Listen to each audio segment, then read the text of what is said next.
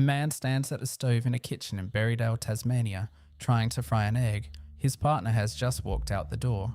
The bacon that was cooked for both of them left with the person who cooked it.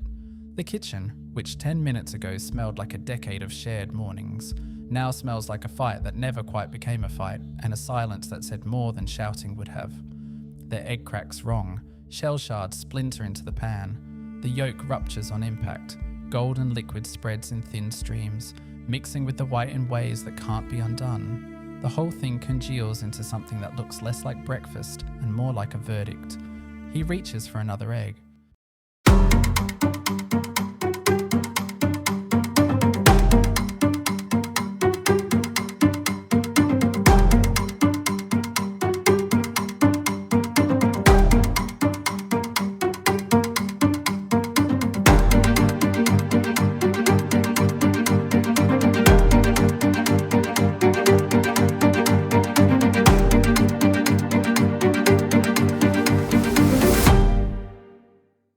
Welcome to the Clivilius Storiverse podcast. I'm Nathan, and this is where I pull back the curtain on individual moments within the Storiverse, the people, the decisions, the collisions between ordinary lives and extraordinary circumstances.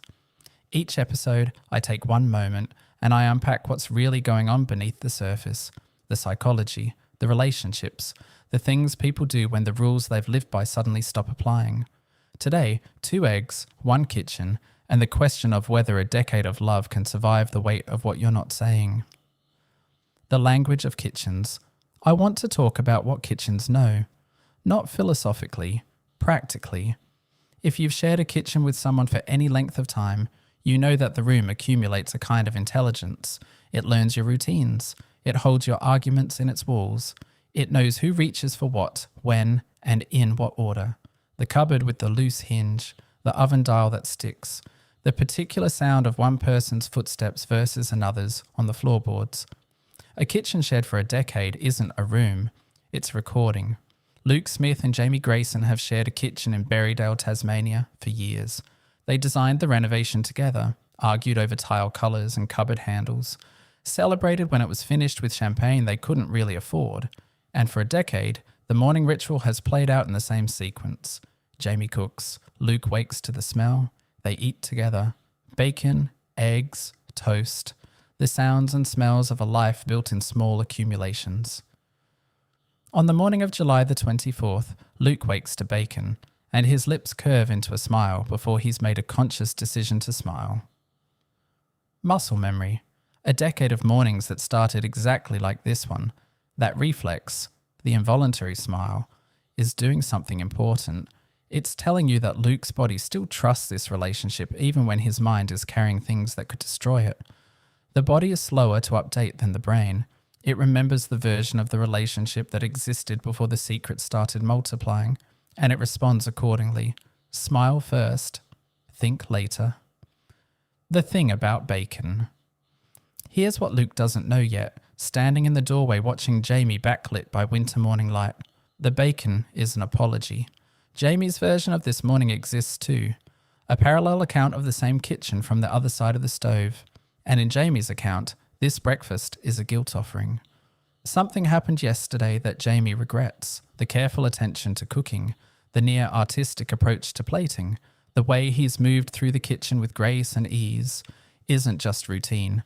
It's penance dressed as breakfast. And this is something I think most people in long relationships will recognize instantly. The unspoken apology that takes the form of an act of service. You don't say, I'm sorry. You make bacon. You cook the eggs the way they like them.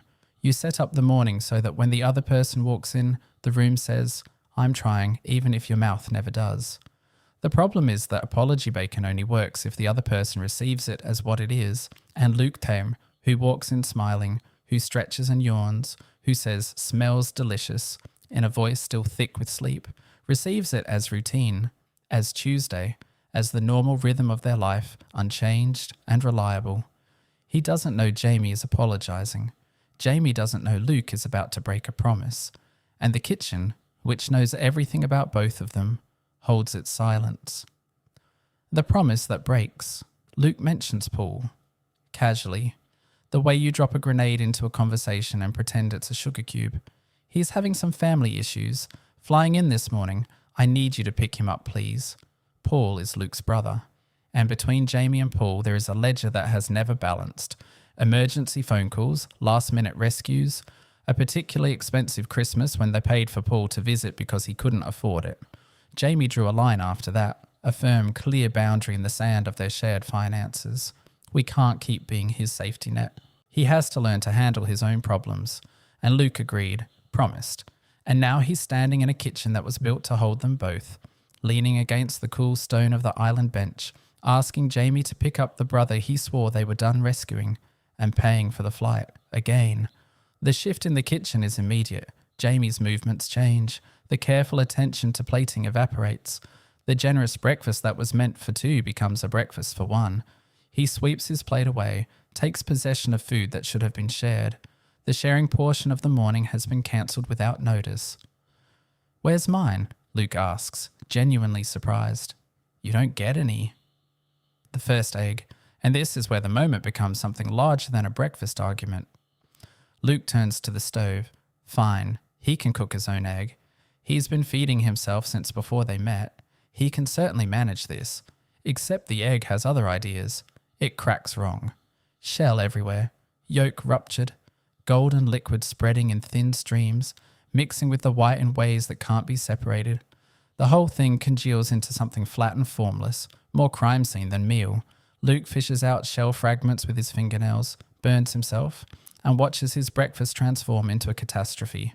Now, here's what I want to sit with, because this isn't just a badly cracked egg. Luke knows it. He says as much in his account. The thought that lands is, I can't even get my eggs right this morning, and he hears it echo against the kitchen walls until it becomes about more than food. Everyone has had this moment. The moment where a small practical failure, a dropped glass, a burnt piece of toast, a key that won't turn in the lock, absorbs the emotional weight of everything else that's going wrong. The egg isn't the problem. The egg is the surface that finally cracks under the accumulated pressure of the actual problems. The broken promise, the financial tension, the secrets multiplying in Luke's chest, the growing distance between two people who designed this kitchen together and are now standing on opposite sides of it. The egg becomes a scale model of Luke's life, something he's trying to hold together, something that, despite his best efforts, ruptures on impact. The yolk runs. The pieces can't be reassembled, and he stands there with burnt fingers watching it happen, knowing that the mess in the pan is a metaphor he didn't ask for but can't ignore. The kiss. Jamie is leaving. Clipped voice, plate in the sink with more force than necessary, every syllable carrying the weight of things unsaid. The morning has lurched completely off its rails, and both of them know it, and neither of them knows how to put it back. Luke keeps his eyes on the stove, on the ruined egg, on anything that isn't the accusation in his partner's posture. Confronting Jamie would mean tearing open something he isn't sure either of them knows how to close again, and then Jamie kisses him, on the cheek, without warning. A gesture so gentle it breaks through the tension like unexpected sunlight through winter cloud. Not a grand reconciliation, not even really an apology. Just a reminder, brief, undeniable, that beneath the irritation and the frayed tempers and the thousand small disappointments accumulating between them, something remains. The front door clicks shut, Jamie is gone, and Luke is standing in silence, the smell of burnt eggs mixing with the fading warmth of bacon. The ghost of that kiss still on his cheek, like a question he doesn't have the courage to answer yet. That kiss. I want to talk about what it does. It doesn't fix anything. The promise is still broken. Paul is still flying in on money they agreed not to spend. The tension hasn't been resolved. It's been acknowledged and set aside, which is not the same thing. Jamie is still angry. Luke is still guilty. Nothing about the situation has changed, but something about the relationship has been confirmed. And the confirmation isn't in the kiss itself. It's in the fact that Jamie couldn't leave without it. That even in the middle of legitimate anger, even after withdrawing the shared breakfast and making his displeasure unmistakable, something in him needed to touch Luke on the way out the door. Not because the anger was gone, but because the love underneath the anger needed to announce that it was still present. That's what a decade does. It builds a floor beneath the arguments. You can fight on top of it. You can stomp and crack the surface. But the floor holds, not because it's indestructible, Because it's been reinforced by 10 years of mornings that started with bacon and ended with goodbye kisses, and those layers don't disappear just because one morning goes wrong. The second egg. Luke reaches for another egg, and this time he holds it differently, cradles it in his palm, feels the smooth shell against his skin, and with deliberate gentleness, more care than any egg has ever required or deserved, he taps it against the edge of the pan. The shell parts cleanly. The contents slide out in a golden arc, landing whole and unbroken. The yolk holds its shape, bright and intact, sitting there like a small sun. A good sign, maybe, or at least a less terrible one than its predecessor.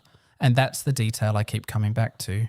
Not the argument, not the secrets, not the broken promise or the withdrawn breakfast. The second egg, the one that holds. Because the second egg is what you do after the first one breaks. You don't leave the kitchen. You don't declare the morning unsalvageable. You reach for another one and you try again, and this time you hold it more carefully. And sometimes, not always, but sometimes, it lands whole. That's the whole architecture of a long relationship, held inside the width of an eggshell. The first attempt breaks. You stand there with the yolk on your hands and shell in the pan, and the smell of burning and the sound of a door closing. And then you reach for another egg. Not because you're optimistic, because you're still here, because the kitchen is still yours, because someone kissed you on the cheek on their way out, and that means the morning isn't over, it's just waiting to see what you do next. Luke slides the perfect egg onto toast, pours his coffee, carries both to the table where Jamie should be sitting. The chair is empty, but the egg is whole. And finally. Next time on the Clivilius Storiverse podcast, we step into a different life, a different moment, a different corner of this world. That's how this works. Every episode is a window into a single moment and the ripples it sends through the lives around it. I'm Nathan. Thanks for listening. And the next time an egg breaks in your pan on the wrong morning, reach for another one. The yolk might hold,